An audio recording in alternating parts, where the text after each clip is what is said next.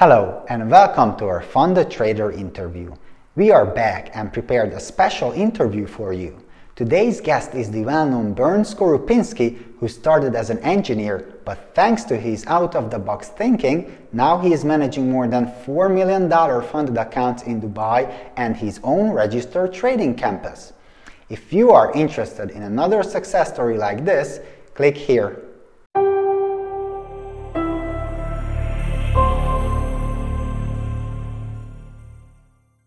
Welcome everyone, welcome to True Forex Funds. We are here with one of our top traders, Bernd Skorupinski. He's joined us from beautiful Dubai, but he had more than a decade of experience coming to trading and now working, trading and building a business in Dubai. He's one of the few amongst who's trading with True Forex Funds on the max capital and have showcased significant and consistent profits without losing any of the accounts. We have just a handful of traders who've been trading since the beginning, for 2 years. Bernd, obviously, he joined us a little bit later, but those handful of people are consistent and most of them haven't lost any account yet. And Bernd is also on this part. He's really consistent with profit making. And I think, Bernd, you had your third funded account so far, which you received your payout, and then you have your new funded accounts in place. Yes. But before we go into that, let's talk about you, who you are, how did you join or how did you become part of True Forex Funds, and what do you do in your day-to-day life? First of all, Joseph, thank you very much for that really nice introduction. It's my pleasure to be here, sitting with you, talking about trading and prop trading in particular. So as you said, my name is Bernd. I have a decade of full-time trading experience. I'm trading full-time since more than now 10 years, since 4 years. So I'm a multi-asset trader. So I trade literally everything. I'm not trading only Forex, so CFDs. I'm also trading futures and stocks. So I'm trading I would consider myself a multi-asset trader. So I trade all asset classes. And since 2019, I'm the CEO of a licensed investment consultancy that is regulated by the UAE Dubai Authority. And this is really important for me to mention. So I'm not just another quote-unquote dude who has a Telegram channel and offers some signals, right? So we are licensed to do what we are doing. So with our licensed investment consultancy based in Dubai, we offer trading education, and we launched that company 2019. And I'm also, since actually only last year, beginning of last year, I'm also I would consider myself a prop trading ambassador because I firmly believe that prop trading makes the normal FX broker obsolete in the future. So I'm now totally into prop trading, and I'm also funded not only with True Forex Funds. In total, I'm funded $3 million. So yes, that's me in a nutshell. A lot of trading experience, a lot of trading, and that's what I'm doing on a daily basis.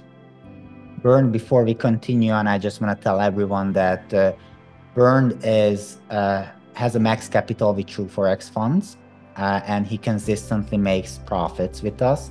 And he's one of the few traders who shows that just with a few trades, a few exemplifying trades, he can make 2, 3, even more 8% profits with ease.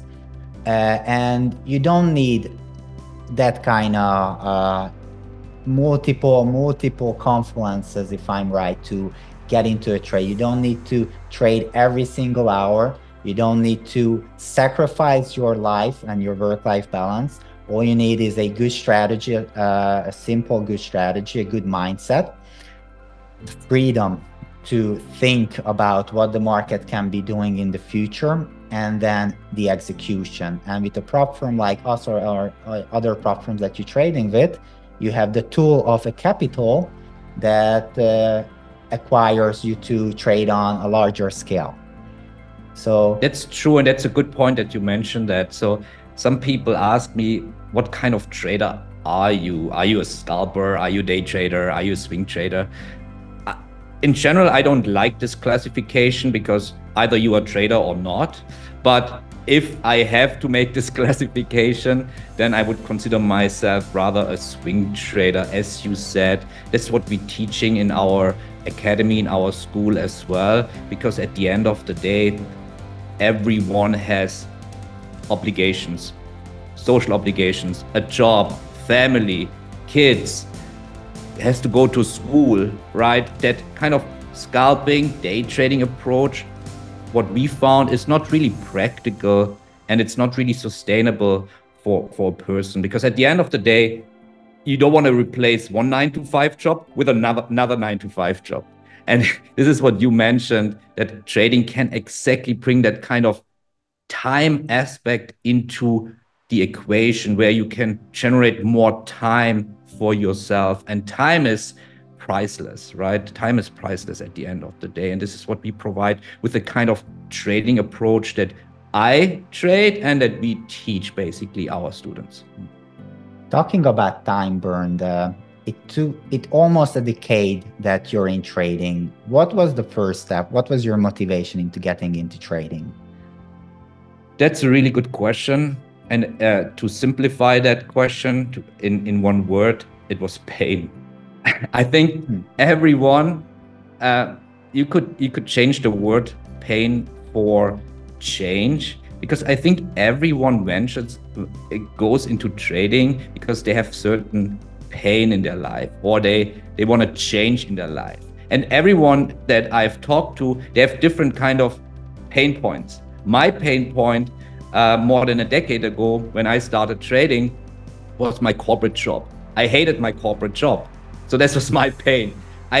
First of all, I want to say, and this is I always mention that I don't want to demonize the corporate world. For some people, that kind of perceived safety net is great. They need that. They strive in that corporate world, and that's all they want. That's perfect. That 9-to-5 grind. If people are happy with that 9-to-5 grind, perfect, right? So I'm not demonizing 9-to-5, but for me personally, it was the biggest pain because I didn't like my job. When I was sitting at my desk in the office thinking, do I want to do this the rest for my life? I clearly said, no, this doesn't make me happy. So trading basically just happened because I had pain in my life. And I firmly believe people start trading because they want change, because they have pain, because this is what trading can provide. If you do it right, it can provide that change. Bernd, I was thinking, what was your energy level back then when you were working at a corporate job, and what is your energy level right now that you're a full-time trader? My energy level, well, back in the days, because I would say compared to all the viewers, I'm rather old.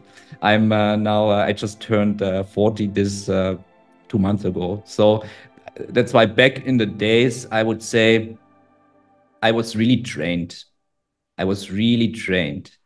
I had bad eating habits because I was working 12, 14 hours a day, bad sleeping habits, in general, bad habits, not healthy habits. It was really difficult for me. But nowadays, it shifted 180 degrees. I go to the gym every other day, actually every day. I eat healthy. I have time to cook for myself. This is some kind of hobby that I have, like all the healthy habits. This is something that I like for me doing it, stay in shape. And it's shifted 180 degrees because this is what trading provided to me. It's that time aspect that I'm trading. Literally, you have to get to that point, obviously, but for me personally, I trade, or I'm observing the charts maybe in the morning a little bit, in the evening a little bit, but maximum, I would say 15 minutes to 30 minutes a day. That's my trading, literally. I'm not like exaggerating. Sometimes it's even a little bit less because I know my setups. Here I have all my my charts that I'm looking at right now, that I have alert lines, that I have placed trades, that I'm waiting the trade to get filled. So it's basically literally just observing. You need patience, obviously. This is something you have to learn along the way. But yeah, I have a lot of time on my hands, and I use that time to spend now with my family, with my daughter. I have a 9-year-old daughter. Actually, she's turning 9 in January, and doing stuff for myself to feel better, and this is what trading now provides for me. It's interesting because when I think about trading and I go on the social channels, I see all the adventure involved with trading, the cars, traveling, the lifestyle. And when you talk about trading, it's not that trading gave you the edge or to have the opportunity to live a full life, but you gave yourself permission to think differently, have a mindset about what you want to achieve, and you could change the pain, change your job, your 9-to-5 job to trading. And I think a lot of people trying to transfer into a new mindset of trading, which is, I think both of us can admit, a trend line will not give you the opportunity to change your financial life or your whole mindset.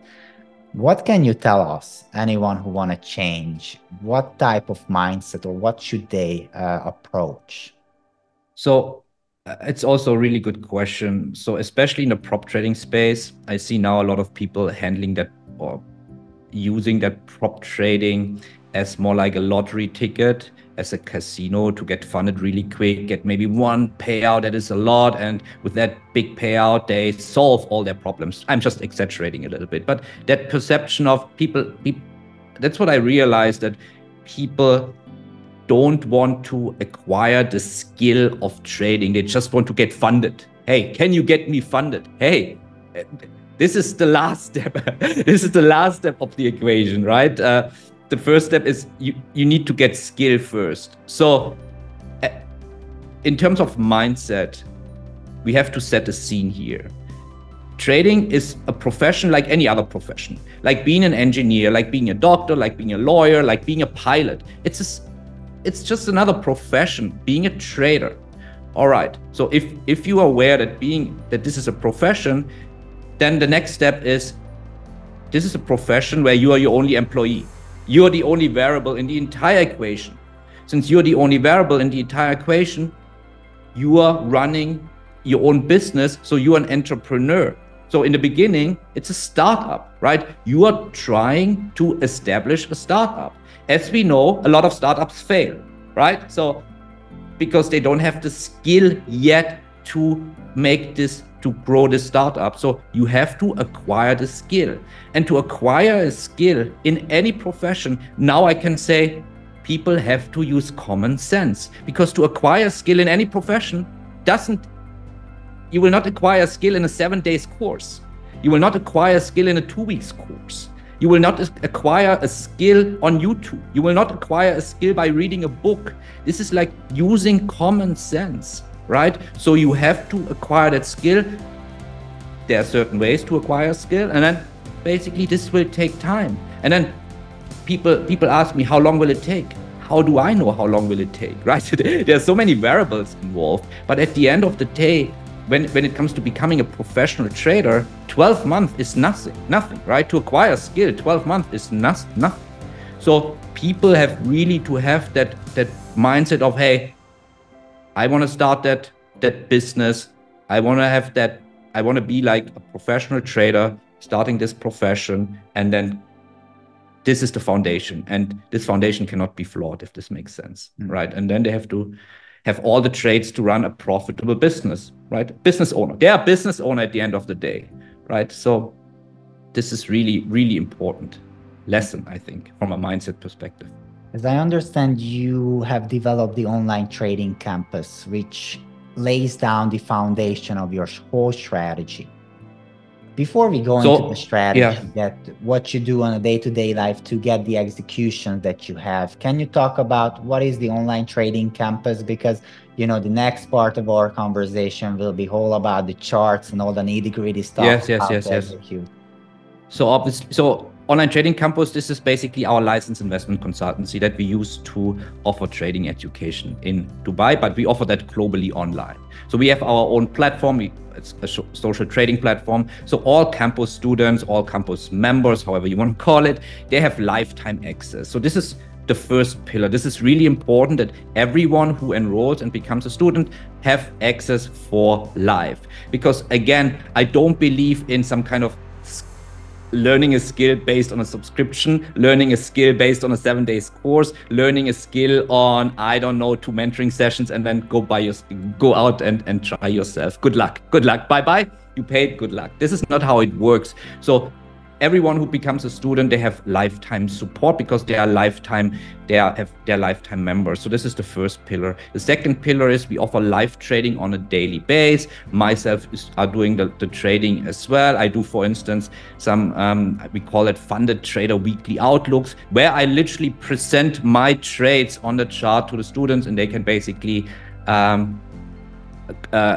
copy trade. So another word, basically, what at the end of the day, how do we learn a skill is by modeling behavior. Modeling behavior is just a fancy way to say copying somebody who is better, right? This is how you learn a skill. Watching somebody basically charting, watching somebody analyzing the charts, right? This is how you basically, by watching this person over and over and over again, and then practicing and copying and doing the same thing, this is how you acquire a skill. So they have access to daily live trading sessions and to acquire the skill, but also to get the knowledge. We have then in our own ecosystem, we have, of course, courses. And as I said in the very beginning, I consider myself a multi-asset trader. Yes, right now I'm trading, I'm funded $3 million US. Right now I'm trading only FX/CFDs, but I'm trading CFD stocks, I'm trading FX currencies, I'm trading equity indices, and I'm also trading commodities, precious metals. We will get later into platinum, right? And I'm also trading agricultural markets. I think now True Forex Funds offers also a few agricultural products. I think corn, wheat, or so on. So the agricultural market is finding its way now slowly to the prop trading space as well, which I like, because I like to trade these agricultural markets as well. But these agricultural markets, and not only the agricultural markets, the equity indices, the commodities, the precious metals, the underlying asset are the futures. And I started my career as a futures trader.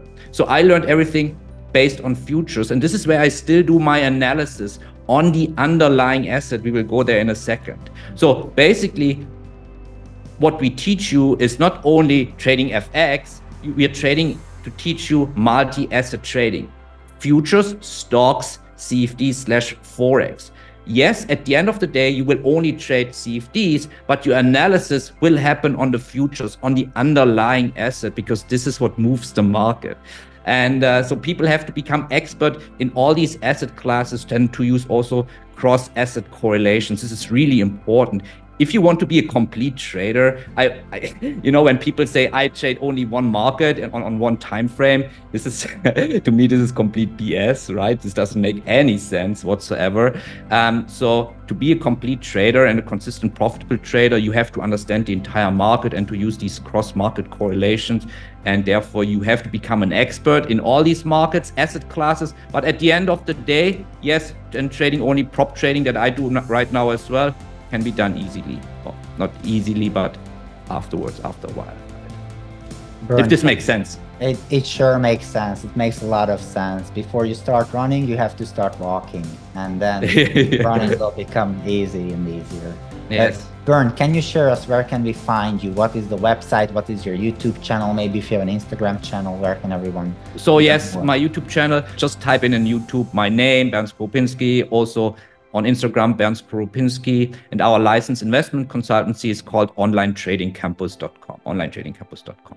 So, but yes, let's mention everything in the description, and then people can find me easily. Thank you so much. There you go, guys. If you want to learn fundamental, technical market movements, correlations, this is one of the best places to go. But we can go further on. And before we go to the charts, you mentioned futures. You've been a big future trader, and I know you've traded stocks as well. I'm interested about a practical thing. I think not a lot of people are talking about futures contracts, as they have expiry dates. Yes. And there's a future contract rollover. Yes. There is a different price on the next contract's month when it starts. And if you open a futures contract chart, like a continuous chart, maybe you can adjust it with rollover or without rollover. That means if the December expires, for example, gold December expired at around 2050, and the February contract opened at 2100, something like that. It might, you know, the price, but there's a $50 difference in prices. Now, a lot of traders use this gap as a market gap that, you know, you can use a gap trading strategy. You can use as a support resistance. And, but beside that, can you tell me about why it's important to watch out for future contracts? How do you assess the expiration dates and the type of contracts? And are you looking at a specific contract based on any underlying information like open volume, open interest, or only watching the current contract that is traded?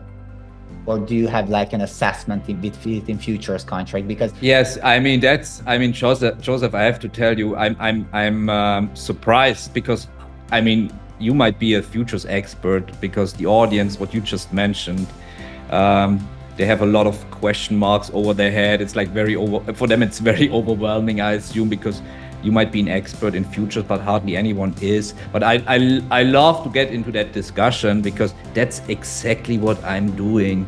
So let's take a contract, and I think I'm doing right now, before I answer your question, what I'm doing on my YouTube channel right now, I have done a true Forex funds, $400,000 challenge documentary, where I record every single day of that challenge, and you see my emotions up and down. You see the trades that I place, you see them running, you see everything. So it's a challenge live documentary on YouTube. So you said that podcast is coming out. Let me interrupt you. Yeah. Anyone who want to join and want to learn how to trade live, this is the opportunity with Bernd. Just head over to his YouTube channel and take a look at the videos, because it's worth it. Yes, because I think now I'm going to release, so the podcast is coming out in January, but we are now in December. So once the podcast is out, the entire challenge documentary is on my channel.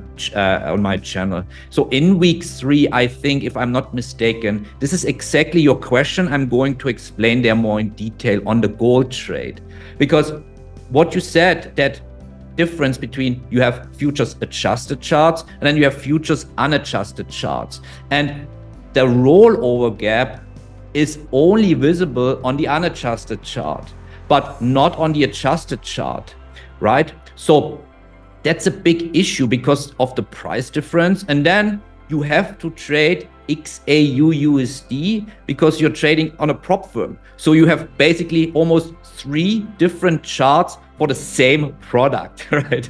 So that's a problem, right? So what we are doing, or what I'm doing, is usually what I would say, these rollover gaps, I consider them as most of the times real gaps. So it's market dependent. It depends on the markets, but there are real gaps. So basically, let's try to simplify it. I'm having my level, I'm having my zone, right? Let's call it my buy zone on gold. I have it on the unadjusted chart, which shows the rollover gap. So I'm waiting for price to be in that level on that unadjusted chart, and only then, because and that's why people have to learn futures. That's the underlying asset. That's the market that moves price. It's not XAU-USD. It's the underlying asset that moves price. So I'm waiting for that gap to be filled, or like price to be in my buy zone, right? And then I'm going to execute on this CFD on XAU USD in my prop account. But I have to wait until price is in my buy zone on my unadjusted chart, if this makes sense. And that's why it's so important. And the interesting finding is when people watch week 3, this is where I then show it, that buy level that basically broke on the XAU USD, they broke on the adjusted chart, but it basically exactly hit on the unadjusted chart, and then price turned from there. So everybody who just placed a similar buy zone on XAU USD, they got stopped out because price took longer to hit that buy zone on that underlying asset on that unadjusted chart. So and I'll show that in week 3, I think, and this is really interesting because that again shows that it's really important to have that understanding of futures, to make your analysis on the futures and know the difference between adjusted charts, unadjusted charts, and then execute on the CFD. I love your approach that you mentioned, that it's complex. In the beginning, it might sound overwhelming to new people, but it's something you have to learn. Yeah. And it's really important that we talk about this because a lot of people are frustrated that the trades are taken out, cannot explain the reason behind it, and then they just keep stopping out when they have the right bias.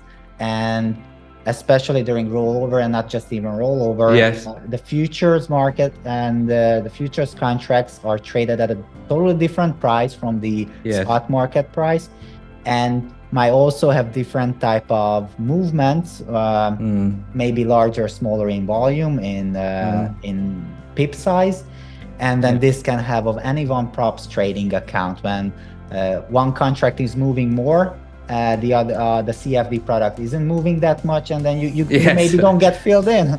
Or It's always tricky. It's always tricky if you have that big difference. Crude oil is something as well that is like looks completely different on unadjusted, adjusted, and then you have the WTI CFD.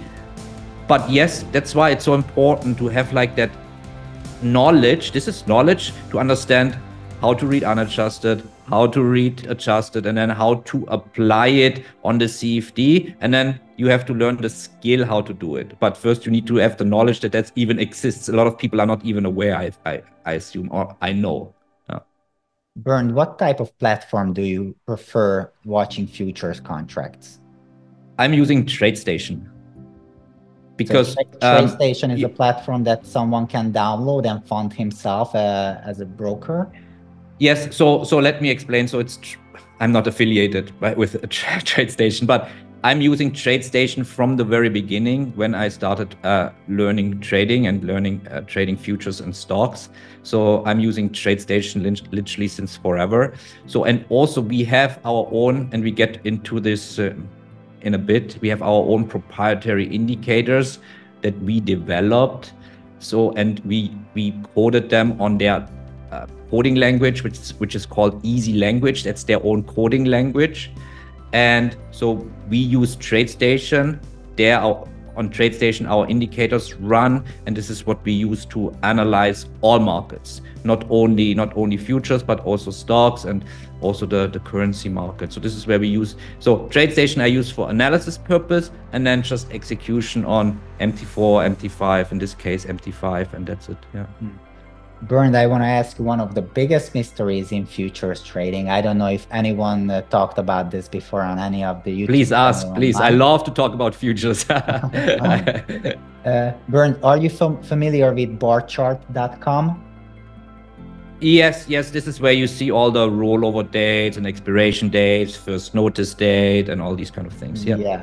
Can you open and share the screen with me, and then let's examine an example, for example, on gold, about what type of contracts and expiries we have. How can we interpret the future about the market price? And basically, this is true for all assets. And my question will be about the contracts that we will see on the barchart.com. on gold. Yes. But yes, I can do. Let me just. It's barchart.com, right? Yes. So I don't actually. You can use bar chart, but on TradeStation it's really simple. Now I just want to show you that I can go. You see now here, I'm opening gold. So now I have gold. So this is the unadjusted chart that I use for gold. At GC equals 120xn. So that 120xn is basically the rollover period. It rolls over. So actually gold is super complex because gold doesn't have really, the first notice date comes before expiration date. So it's basically something that you have to roll over before the expiration date. It's normally products, they have expiry date. Here you have first notice date. So you have to exit the contract before first notice date. And this is basically 20 days before expiration is first notice. And this is when you have to get out. And then I'm specifying the contracts, G, J, M, Q, Z. So why do I specify the contracts? Because I don't specify V contract here. I want to have gold. So this is very specific. I want to have gold as an unadjusted chart, show all contracts, all available contracts except for V. Now, don't ask me what is V again from top of my head. I think it's November, if I'm not mistaken. Maybe you know it. Maybe V is November. I don't want to show November. Why don't I want to show November? Because November is a contract that historically has not been traded. There's no volume there's no volume on November, so there's no institutional activity on the November contract. So this contract has no value for me to show. If there's no institutional activity on that contract, it doesn't have any value. So I want to have, so this gold is super complex. So I want to show gold with as an unadjusted chart with the 120xn to show as that it rolls over before the first notice date. And I want to show all contracts, but not the V contract, which is the November contract, I think. Don't quote me for that. And then I get my chart that I analyze. And what you will see is right now here on that chart that I'm using, the price is trading at $2,044. If I now click on because I'm looking at both, if I look at the adjusted chart, well, here just by coincidence, it now here trades at the same price, but the levels, if you look at, for instance, supply and demand relationship, they look different. They are in different areas. This is just really important to understand. For instance, if I go just quickly again to the unadjusted chart, you might like that. You might like to see that here. I do full screen the daily chart. You see here that basically that demand zone here, that drop-based rally where price came into that demand zone here inside, and then this gave us this very beautiful rally now, right? That monster rally from October to now. And if I look though, now you will see that on the adjusted chart itself, if I open here, that's the same level here. Well, that was the level that I just showed you. And you see here how it broke that area. It went much, much deeper, right? But on the other contract, it held that level, right? Or not the contract, on the unadjusted chart, it held that level. So that's already like, that's market opening. I don't know if you heard that. So it's 6:30. So the market just opened, the US stock market.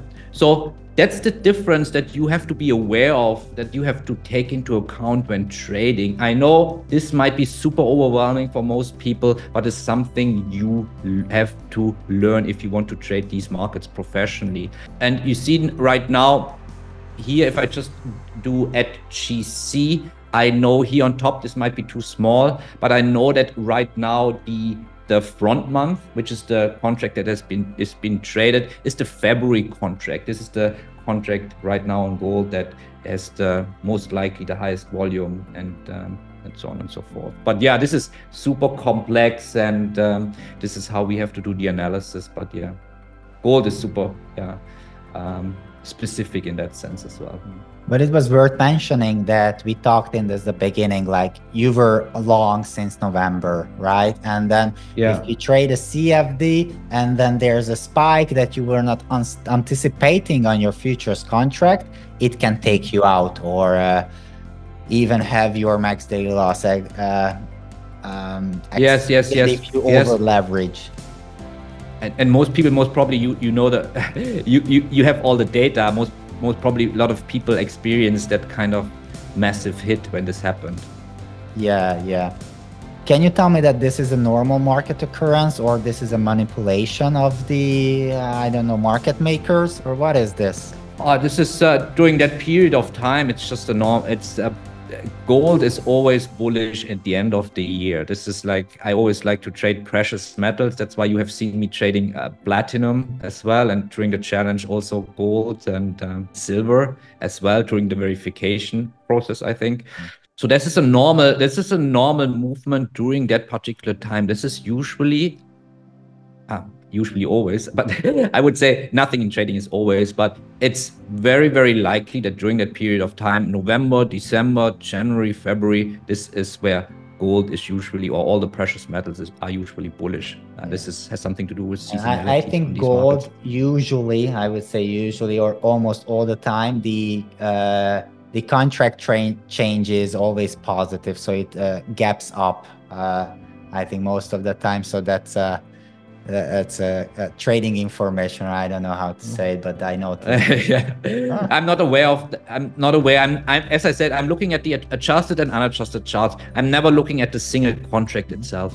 If you have any questions or feedback you want to leave in the comment section below, go ahead and don't forget to hit the like button and subscribe to our channel.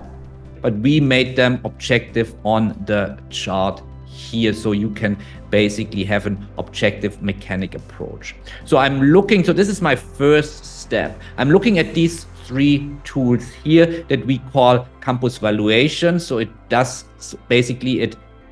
measures the value versus another market. So here on platinum, I can measure the value platinum versus the US dollar, platinum versus treasury bonds, and platinum versus gold. All right, the value. And then I get readings. I get undervalued readings and I get overvalued readings. So I'll get there more in detail in a second. And then we have our campus algo forecast, which gives us, based on historical trading days, gives us a forecast how price is behaving potentially in the future. And then we have something called Campus Smart Money Index that's derived from official futures data, where we can see what's the sentiment, what are the retailers doing, what is the smart money doing in the futures market, that's the commercials, and what are the hedge funds doing. These are what we call the trend followers. So these are fundamental tools that we use to get a bias in the market. So either I'm going to be bullish on platinum, going to be bearish on platinum, or I'm going to be neutral. If I'm neutral on platinum, I'm staying away and I go to the next market. If I'm bullish on platinum, or bearish, I'm going to the second step of my approach, two-step mechanical process. And I'm going to the second step of my approach, which I'm then going to time the market timing. Because with fundamentals, I cannot time the market, because with market timing, I have to be accurate, right? Because fundamentals at the end drive price. It's not price can never drive price. That's a misconception. Price cannot drive price. It's the fundamentals that drive price. So, but I cannot time the market with fundamentals. So that's why I go then into my step 2, which is the mechanical process in terms of technicals. Then I use supply and demand trading, and sometimes even a little bit, I sprinkle in some price action, but usually just supply and demand. This is where I time the market, set my entry, set my stop loss, and set my target. But step 1 is the most important, because I have to get biased. I have to be bullish or bearish on a particular market. So if I now look at platinum, you see basically, if I do full screen the daily chart here, And by the way, you see there's still a gap, which is, I'm not sure if this is a rollover gap here. I'm looking at the adjusted chart here. But what I want to show you here is, so you see that horizontal red line and you see a horizontal green line. So if then you have this graph, which is the pink line, which is the valuation versus the dollar. So platinum versus dollar. Then you have the blue line, which is the valuation versus the treasury notes. And then you have the valuation versus platinum versus gold, which is the yellow line. And once these lines are, you see here close to the red line, then they're overvalued. So if you see here the dollar, and this is basically backtesting, if you see the dollar here up here valued versus platinum, then we might see a top in the market. You see here we are also overvalued, and here we are also overvalued, right? And here we are also overvalued, and this is when we see these tops in the market. And when we are undervalued, so down at the green horizontal line, if you see like the dollar, now if you do some back testing here, we are undervalued here, we are undervalued here. I take this line here. Let me remove that one.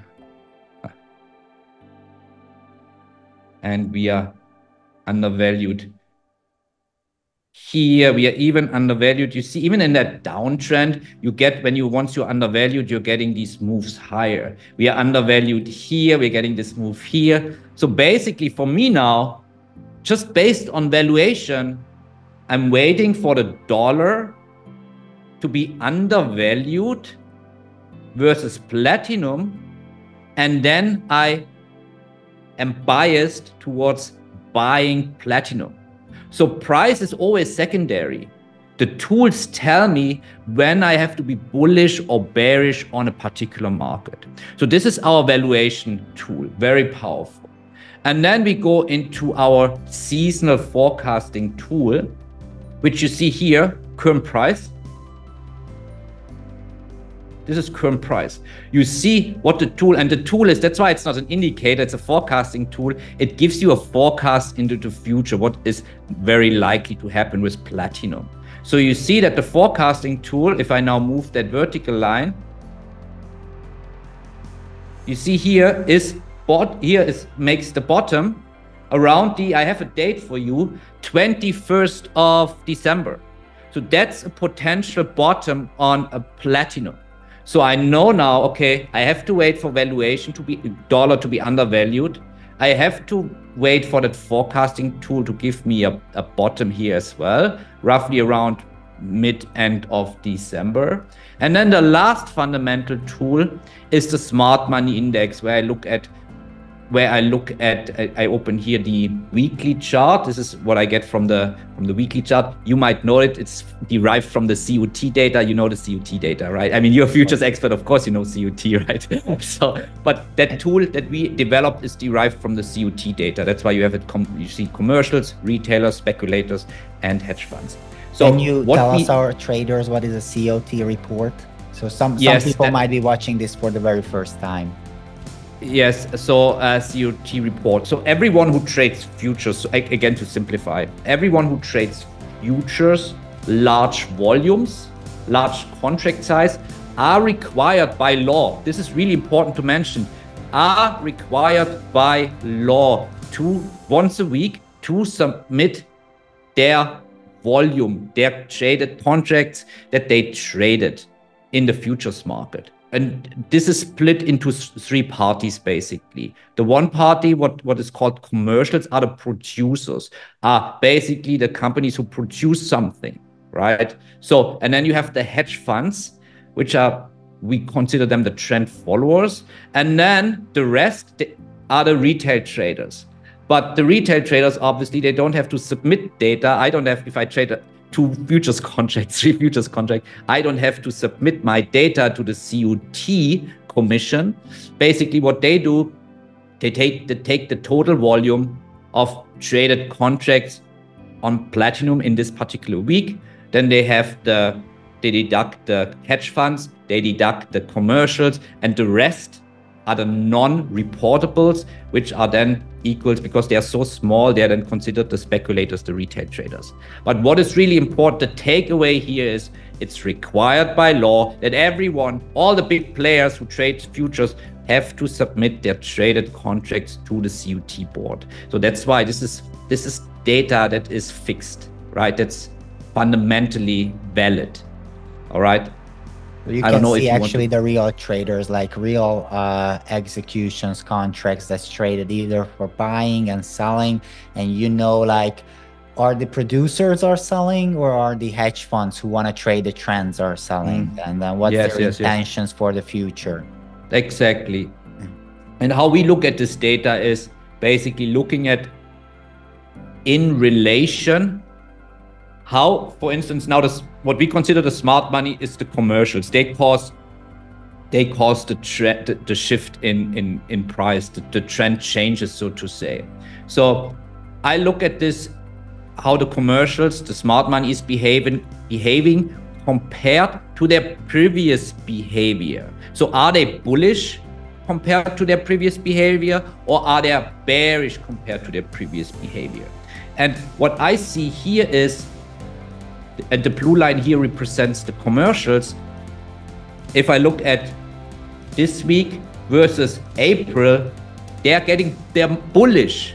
They're bullish as opposed to their previous behavior. So that's the smart money. So I am getting bullish as well. We could talk about the retailers, because the retailers are usually on the wrong side of the trade. You will see this in so many examples, but this would take, the podcast would take too long. But usually what you see is that if, for instance, you see that, I want to show you a really good example, because the red line is the retailers.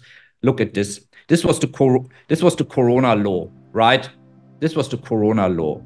Now, what you see here is basically, here the retailers are basically bullish versus down here, right? They are bullish when price is topping, and they are bearish when price is bottoming in relation to their previous behavior. It's always important in relation to their previous behavior. So the retailers are usually on the wrong side of the trade. They are the quote unquote dumb money versus the smart money, right? So you want to trade against the retailers and with the commercials, with the smart money, so to say, on these commodities. So this is a very important aspect.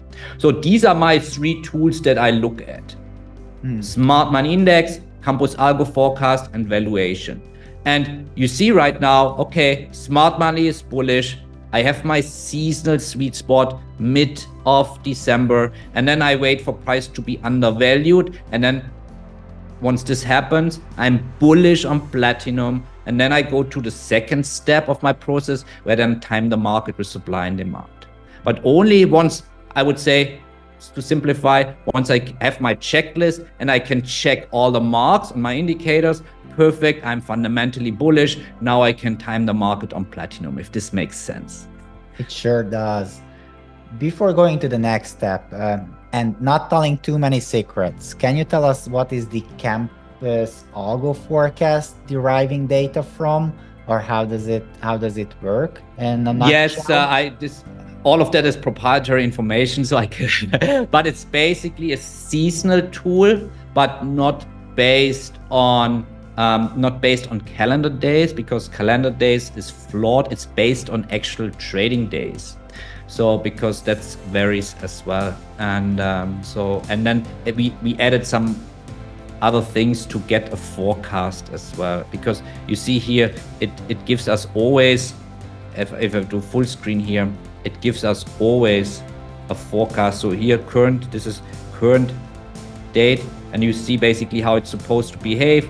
Not much, going a little bit down. But what is important here are the big tops and the big bottoms that are indicating, right? This is all you see it here. For instance, here was a bottom, was nicely hit here. Here was also somehow a bottom, but here you see the big tops and the big bottoms. This is what you then want to trade, basically. But not only based on, and this is really important, that's why we have three tools, right? It's not only based on algo forecast.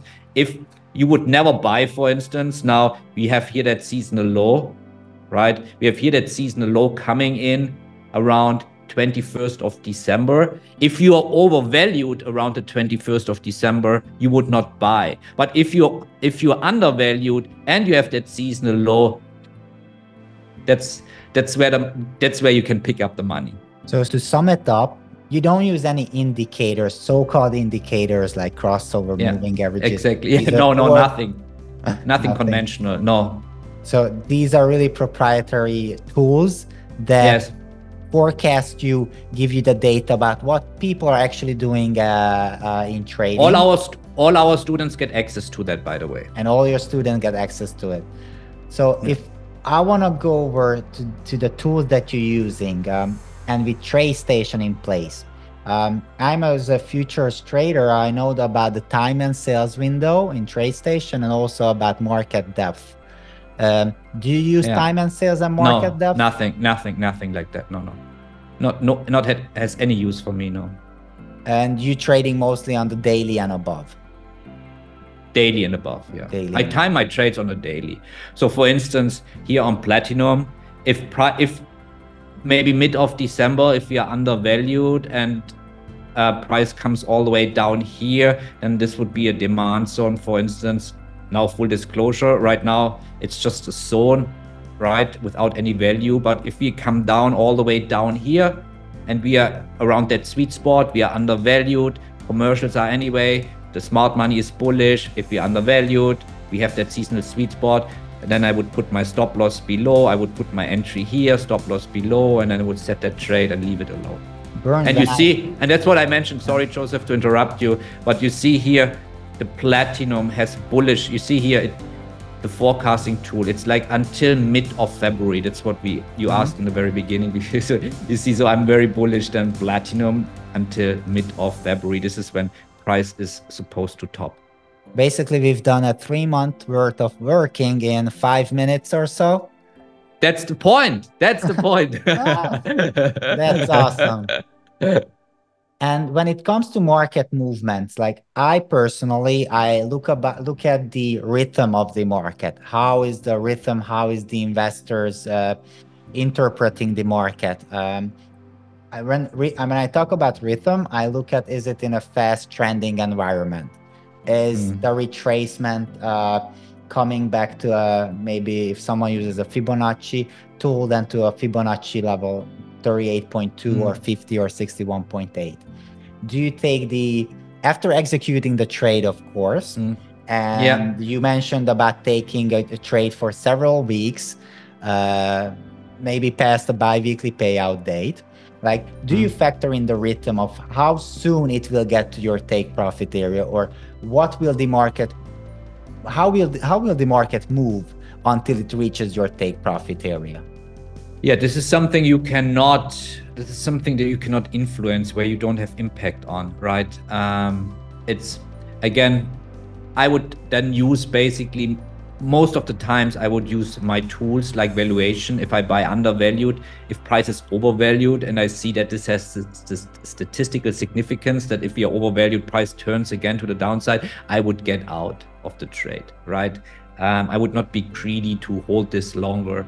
So this is what I would then do, but I don't take anything else into equation. Sometimes also, if I buy in demand, daily demand, if there's a strong, if I'm in a downtrend and there's a strong supply zone, I would take this into account. So there are small things that I would take into account when it comes to fundamentals and technicals to set my target. But you never know when it reaches your targets and if it reaches your target eventually, right? That's really interesting. And in a way, you will never know, like the November rally in gold, like it bottomed before the Hamas, the Israel-Palestinian war. Yes. And who knew that the war would come out? And yes, you had the technical levels and yes, influenced the buying up. So, trading is mesmerizing for me because you will never know what fundamentals will kick in the market that can drive the prices up or down.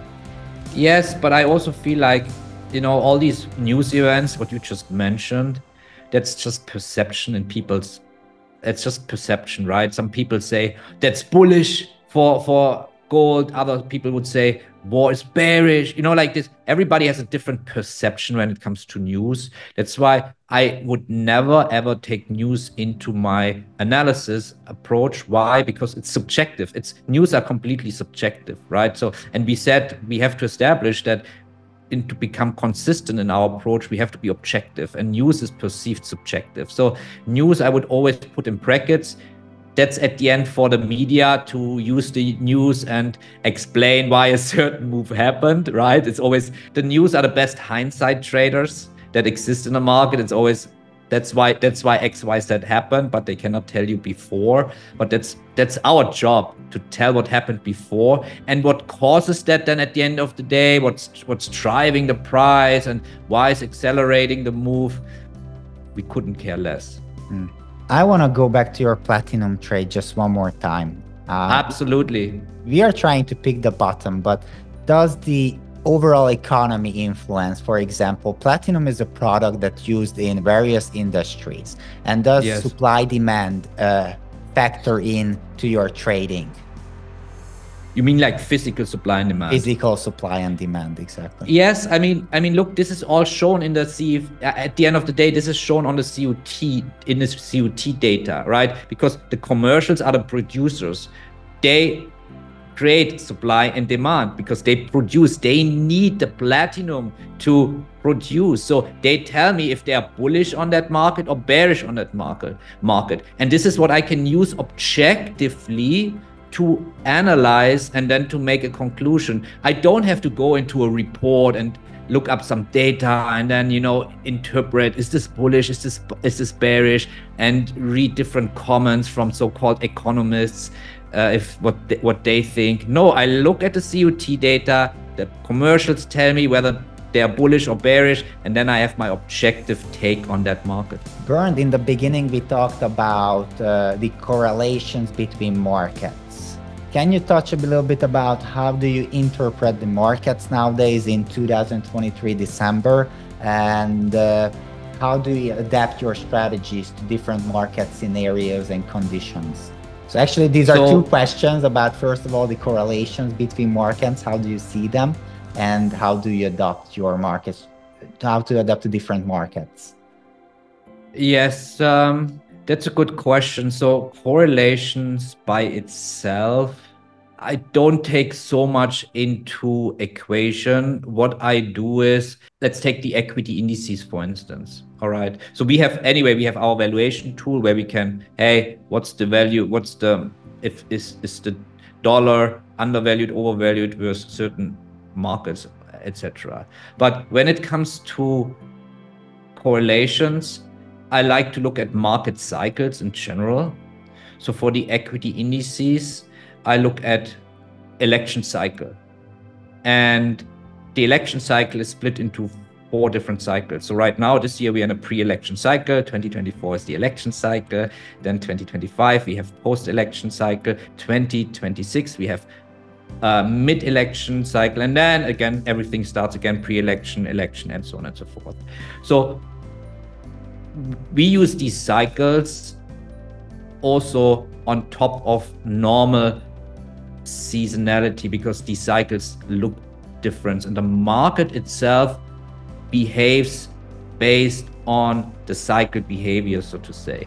So what does it mean? And I made a nice, I don't know if you have seen it, I made a YouTube video about that as well, when I said Michael Burry will be wrong. I don't know if you have seen that. I haven't seen it yet, but it's a really good title. Because it's a Michael title. Burry, I think in June, July, he bet against the market. He said the market's going to crash. That was in 2007, right? No. He actually did this now. No. He did this now. He now, in June, July, he bet $1.6 billion against the market because he said the market is going to crash. I, in September, made a video. I think September, I don't know, but you can look. I said, hey, he will be wrong because the market is really correlated. It's moving based on the pre-election cycle, on their market cycles. And pre-election cycles are really bullish cycles. So the market is not going to crash in a pre-election cycle, right? So the outcome is clear. We make, we saw now actually you can look it up. He lost a lot of money on that trade. He bet against the S&P and I think another index, and the market went higher. Why? Because the market is these market cycles are really important to their behavior. And if we do what was your second question again? I lost you there. First, let's finish up with the market cycles. Like this is really interesting about you have 4 cycles, if I'm getting this right. And yes, each cycle, if we talk about equities, they move differently. How do you assess the movements per cycles? So, well, you look back the past. So you look back basically the past 70 years, and every 4 years the cycle ends, right? And then you just take the pre-election years and then you create your own curve and see how the market behaved in each pre-election year. And you then look if you can see any pattern. And then you look at the election year, which is 2024, which was basically 2024 is the election year. Then you have 2020 was election year, 2016, 2012, 28. These are all election years. And then you plot this data together basically to simplify it. And then you get a market cycle. And these cycles are dominant cycles because the market behaves based on these cycles very, very accurately most of the times. Nothing, again, it's trading, nothing is 100%, but it's really, really accurate.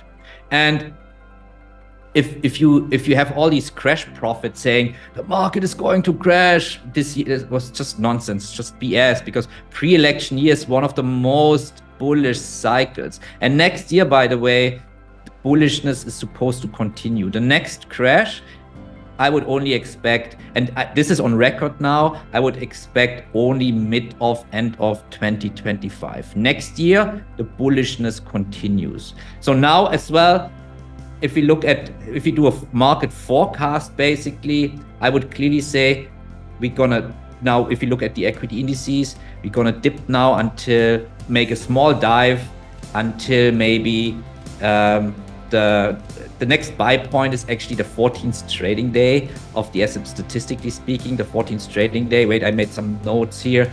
The 20th. So the 20th of December is we call it the Santa Claus rally on the equity indices. So this is the next buy point statistically for the equity indices. And then the holding period would be into New Year's. And then I also expect new all-time highs on the Dow Jones. And then the market is going to be a little bit choppy, and but into March we're going to see another small dip, but then the rally continues into July, August. But I'm going to make a separate video on that. But next year, again, just don't listen to all the crash prophets, because the party continues in the equity in the equity market. Bernd, I think you answered the next question as well. Like, how do you adapt to the market changes with your strategy? And basically, you outline a period of what happened in the past that may happen in the future, and you adapt your strategy based on the upcoming scenarios and the possibilities, if I'm correct. Correct, yes. Okay. By the way, there's a high yield in voting in the United States, because anytime when a president is elected, either the Republican or Democrat, there's a high chance of the market is moving either way of a Republican candidate is representing the United States or a Democrat. I think there's also a lot of good data about that. Yes, the data actually shows my data. Well, again, my data shows regardless of who wins, Republicans or Democrats, the cycle remains the same. That's interesting. Regardless of who wins. If Trump wins again, the market will behave similarly. It will have, like, during that period, you will have spikes up and down, but in general, the movement will be similar. Yeah, if he wins, I know I have to download the X application, and then I have to be scrolling every day to find some good profitable trades. Okay, Bernd, can I know how you gauge market sentiment? We talked a little bit about the connections between the markets, but how does the market sentiment influence your decision, your trading decisions? And do you look into risk on, risk off scenarios, like between different asset classes when it comes to market sentiment? Nothing like that.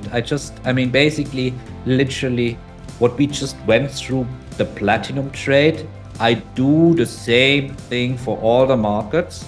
And that's basically it. I don't look at anything else. There's nothing secret about my trading that we teach, that I look separately. I just showed you in a nutshell the entire process, and this is what I'm doing. And that's how I I stay consistent. Mm-hmm. Right now, the markets are very happy. We're talking about December because there's a soft landing in the US. There's a possibility of stopping interest rate hiking. And then the markets are really happy about it. The equities, indices are skyrocketing. Just gold also reached a new historical high. However, what you talked about, maybe in 25, we might have a mild recession. That could mean in the next half of 24, there could continue an interest rate hiking. Like, do you take interest rate into decision when you take a trade, or do you watch the Fed funds rate as a tool for future prices? I watch this just for fun. But as I said, our valuation tool, it measures the valuation versus the treasury notes. The treasury notes are basically the interest rates, right? So, and it measures whether we are undervalued or overvalued. So it takes this data into that objective calculation that we then plot on the chart. That's that blue line that you saw in the valuation. The purple was valuation versus the dollar. The yellow line was valuation versus gold, and the blue line was valuation versus the treasury notes, which are the interest rates. So yes, I take this into account, but I try to make this, or we are making this objective on the chart. You are taking a long-term look on the markets in all both, right? So yes, both midterm, long-term. There's a lot of prop traders who are trading below the daily candlestick. Let's with that. Do you have some statistical data? Like most of them, I would say 90% at least. Most of our traders are day traders. So, however, in the beginning, we talked about a handful of our traders who's been with us from the beginning. And by the way, most of them are scalpers in a way. So some of them are trading 5-10 minutes per day. I mean, that's their maximum holding time. And like this guy who I talked with you, Bernd, he actually didn't lose any accounts for the last 2 years, and that's remarkable. He only has a payout every single week, but he's scalping. He's a scalping trader. That's his thing. Now your thing is fundamental swings, proprietary information, and everyone has their own edge, so to say, who are profitable with us or with other prop firms or on their own accounts. You cannot challenge results. That's true.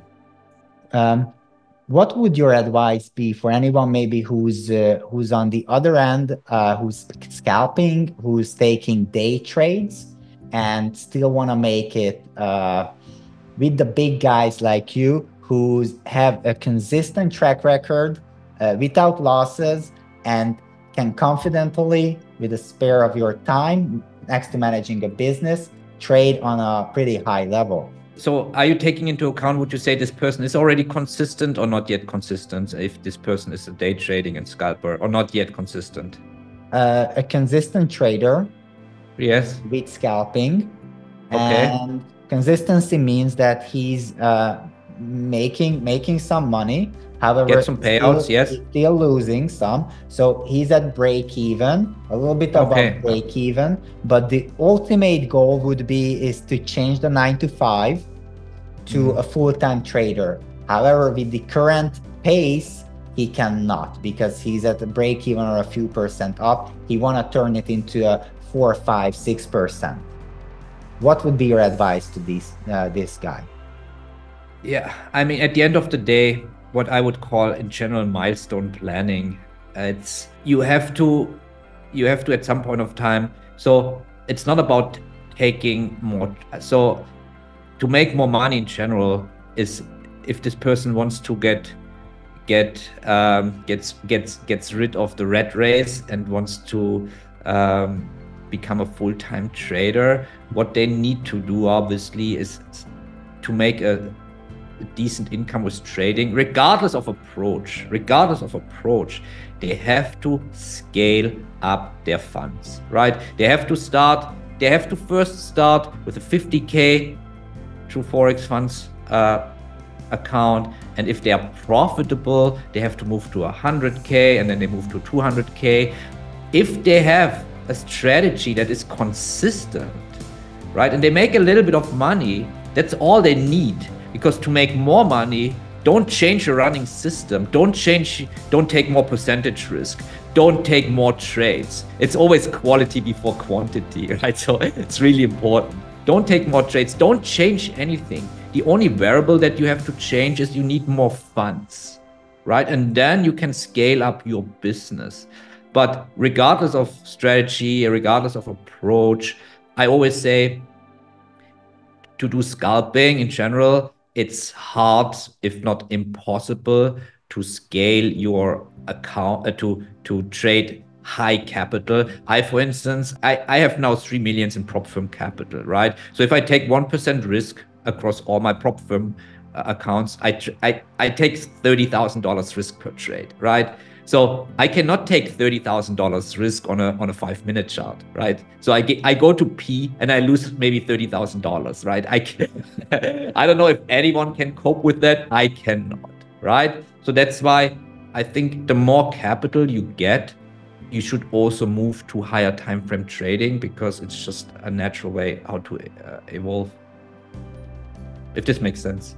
It sure does make sense, and hope it helps everyone who's flourishing in trading or trying out for the very first time with us with True Forex funds or on their own accounts. And Bernd, about trying out TFF, by the way, what would be your advice on anyone who just watched our video and then maybe having that 50K account, you know, going deep down and studying, building their strategy, trading, and they want to make it happen? What would be your advice to any newcomers who are experiencing prop trading for the first time or taking a higher capital in risk? Yes, as I said in the very beginning, don't have that gambling mindset. Don't take this as a lottery ticket. Have that professional business approach. And very important, I also hear a lot of people, I mean, it's good for the prop firm at the end of the day, but I hear a lot of people, I bought 20 challenges and I still didn't pass it. Stop, right? If you fail, I don't know, 3, 4, 5 challenges, you are not ready yet. Go back to the drawing board, get some help, get some mentoring, get some whatever, right? But don't just buy challenge after challenge after challenge to, I don't know, to use. If you're financially challenged, it's not a bad person, good person discussion, but if you're financially challenged, if you are like living from paycheck to paycheck, don't just use your paycheck to buy the next challenge and the next challenge and the next challenge and hope to get funded eventually. You have to have still that professional business approach. If you see that you fail challenge after challenge after challenge, stop and go back to the drawing board and get some help, however the help looks like at the end of the day. Do you believe in backtesting your strategy? Yes, I mean, that's what I'm doing, but to backtest, I'm just drawing lines, so I don't need more to backtest for me, for my strategy, but yes.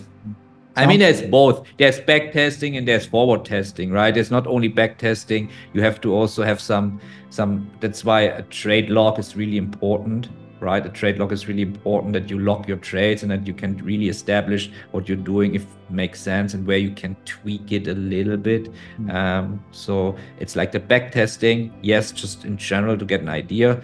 And then the normal trading, demo, small challenge account to do and then you log your trades and then you see, hey, where do I have tweak? Where do I have space for improvement? It's both. And it's day-to-day work, right? If I'm getting it right. Even if you have a winning trade, you must journal and then look into how you could make it even better. A winning trade can also be a bad trade if you don't follow your rules.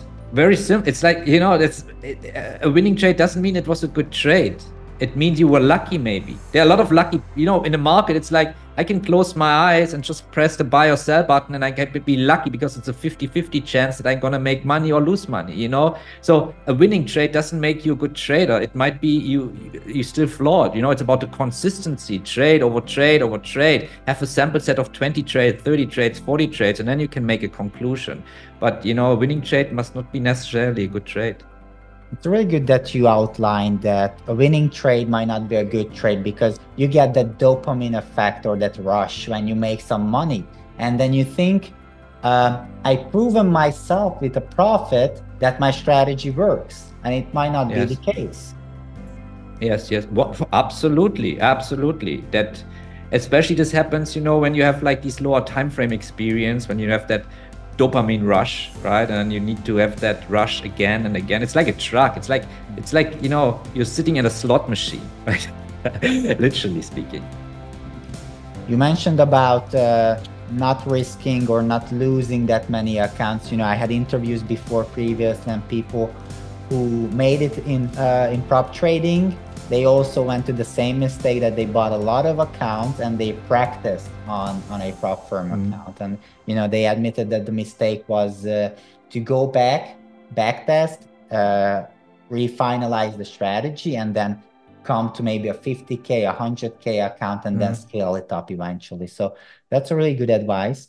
But when look, at the end of the day, if you doesn't break your bank account and you buy a $20,000 challenge, $50,000 challenge, and do this 5-6 times just to get into that feeling. But a lot of people, prop trading, right, is also for people that don't have the funds to trade their own capital. So a lot of people are, let's face it, are financially challenged, and for them, like, especially in different countries, right, buying a 50K challenge is a lot. And that's why don't buy like 5. If this for you is a lot of money, then don't buy every month or every second week a new challenge to just, I don't know, satisfy your gambling habits or something like that. It just doesn't make sense. Yeah. You know, I would also tell that at some point you have to take action. On demo environment, you can do a lot of things and you can convince your mind that your strategy is working, but at some point you have to take action and put it on the live and then really 100%. Try it out. 100%. You know, some people are struggling in this dimension that they haven't tried their strategy in a live area, in a live conditions. And then, you know, that's what they need to do to step ahead their game. 100%, because this is that's why I always, you know, when I teach my students, I get them into the challenge mode as quick as possible, because again, it's just demo, but at the end of the day, it's like kind of, you know, it's like competition, right? It's like passing or losing, you know. It's like, hey, you're like sitting in a car doing your driver's license, right? Are you able to pass the driver's license, or are you able to fail that driver's license, right? So it's also very competitive, that field. So even if it's like only a demo challenge, you don't want to fail, because failing is associated with losing, and we don't want to lose, right? So I get my students as quick as possible into the challenge phase as well, just to get the feel, because that's your best critic, right? If you pass it, you're on the right track. If you don't pass it, you have more to learn. You initially gave a lot of psychological information. We haven't gone there yet, but I think we can sum it up in a way that you should look over not only on 1 or 2 trades, but like a series of trades as an evaluation when it comes to your overall P&L. And also, you shouldn't miss a trade or avoid a possible trade, because that can also lower your winning rate, as a good opportunity would fade away. However, we shouldn't take the trades just on intentionally that we see something is happening in the market, and because of FOMO or anything else, we just want to lock in. There's a lot of psychology going on in the human body as well when we're trading, and in the mind. Let me stress one thing, and this is what you touch base on, which is really important. You need that sample size of trades, yes, and you cannot cherry pick. No cherry picking allowed, because consistency goes two ways. Consistency in the sense of following the same rule pattern, having the same checklist always checked, but also taking all the trades that meet your rules. Because if you have 5 trades, right, in your watch list, and all of them meet your rules, but you only take 1 or 2, Murphy's law, it might happen that these 2 trades are losers, and the other 3 that you didn't take, but they met your rules, were the winners, right? So this is something you cannot influence. So that's why you cannot cherry pick. You have to take all the trades that meet your rules and plus the sample size, and then you can measure consistency. Talking about consistency and statistics, can we look into your statistics about your dashboard? Yes, we can look at this. I'm here now in the dashboard. Now here are phase 1, phase 2, and funded. Let's go through the phase 1 first. All right, shall we? Sure, go ahead. And then if everyone's watching for the very first time, on the left top corner, there's the pass sign, a green pass sign. That means this account either passed the phase 1 or got a payout. So in all the phases, Bernd's accounts are green. That means he didn't fail any of them and got the payout from all of them. So that's really good to see. Please continue, yes. Bernd.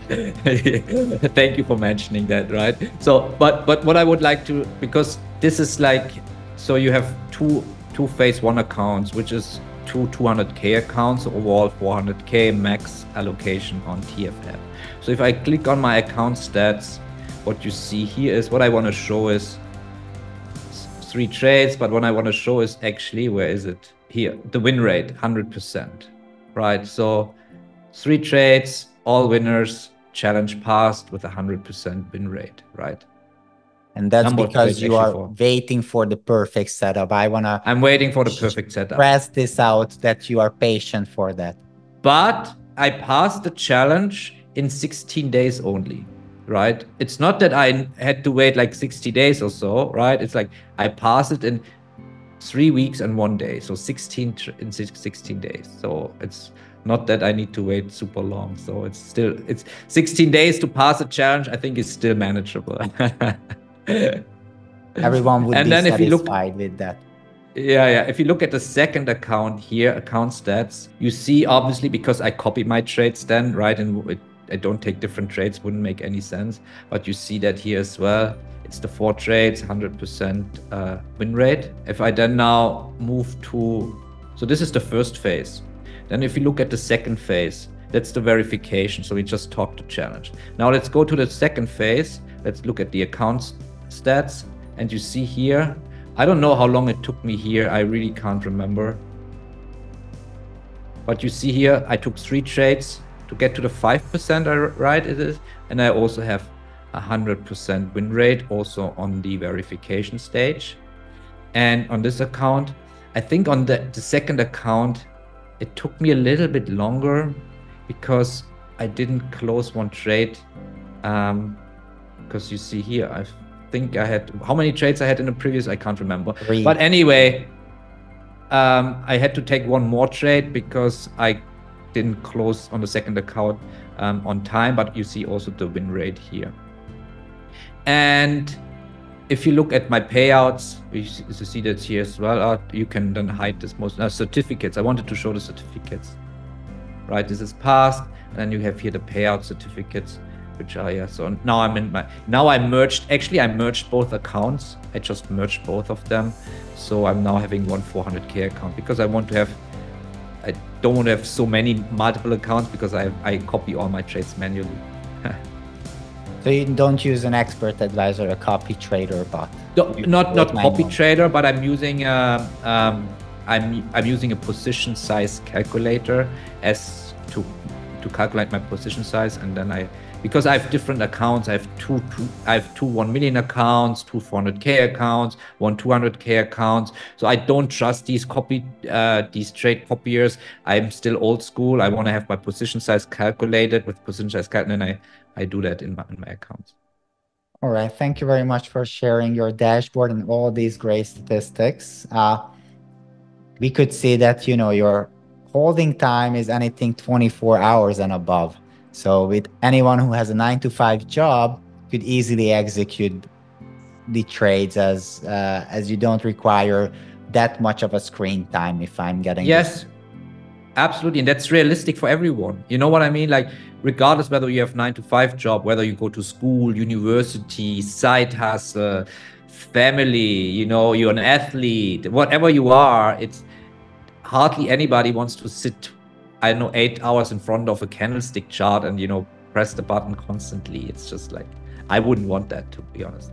Thank you, Bernd, for coming out, being part of True Forex Funds and all the prop industry, as you're the ambassador, as you call yourself, of proprietary I consider trading. myself, yes. And also that you have a legal channel, a legal program where you actually have to pass, just as a lawyer passes a school, to get their trading craft in together. So the online trading campus provides that. So that's really good. And you have also your trading going on with multiple prop firms. So you have 2 businesses. Do you have any other businesses or life goals in the future that you want to reach? It's such a young age. You're still such a young age. Especially, I'm also not old, but I know that you have much more to come. Yes, but that's a good question. I don't have goals per se. I'm not a person who is goals driven. I'm more like a person who says, as long as my family is healthy and as long as I'm healthy, everything is fine and everything else will show. I'm very intuitive in what I'm doing, and I just like to enjoy, and I go by that. So if you ask me where I will be in 5 years, I have no idea. I have also no plans. So let's see. And what do you think, where will be the prop industry be in the next 5 to 10 years? That will take over. So that will make, as I said, I think in the beginning, FX brokerage obsolete, because at the end of the day, if you can get funded, why would you trade your own money? It doesn't make any sense whatsoever, right? It doesn't make any sense. Why would you risk your own hard-earned money? And then at the end of the day, as I said, it's like your driver's license. If you don't pass the driver's license, why would you go out and drive a Ferrari? Or metaphorically speaking, right? Why would you drive a Ferrari? In other words, why would you go out, trade your own money? If you cannot pass a challenge, you know what's going to happen with your own account. You're going to wipe it out eventually. So that's why your prop firm challenge evaluation is your driver's license. That is your pass to drive the car. If you don't pass that driver's license, don't go out and drive that car, because eventually you're gonna crash it. In other words, you're gonna wipe out your entire account. That's why at some point of time, I think it makes FX brokers obsolete, because it just doesn't make any sense. Thank you, Bernd Skorupinski, residing from Dubai, for sharing all these information, your proprietary tools that you can use at Online Trading Campus. The lifestyle and the way of thinking that you gave to us is phenomenal. As a disciplined, open-minded person who's trading for a living, the exemplified would be you. I really enjoyed this interview, and I'm really happy you came. Me too. It was really nice interview. Talking with an expert is nice. we were talking a little bit about the futures experts. Nerdy talk will stay, and I hope the nerdy talk, will enjoy it. Yes.